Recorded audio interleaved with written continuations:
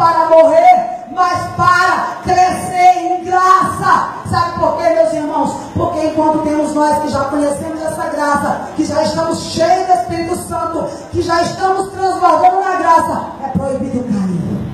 É proibido cair. Não nos convém mais, não nos convém mais brincar de Deus.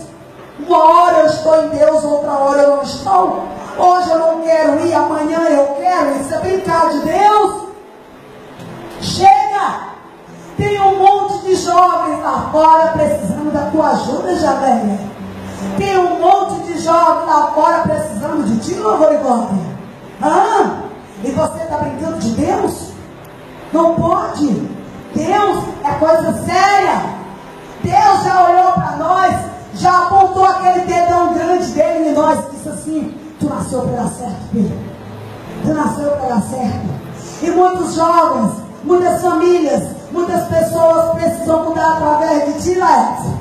Muitas pessoas precisam mudar de ti, meu filho, através de ti, na faculdade, no teu trabalho, na tua casa. É tu, meu filho, que eu apontei no meu dedão e disse: é através de ti que eu quero mudar jovens, vidas.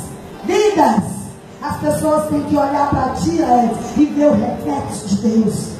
A melhor coisa que tem na vida, tu sabe o que é? É alguém olhar para ti e dizer assim: eu olhei para ti e vi a semelhança de Deus em ti. De Deus, eu senti Deus em ti. Quando eu cheguei perto de ti, o meu corpo arrepiou, sabe por quê? Porque tu me transmite Deus.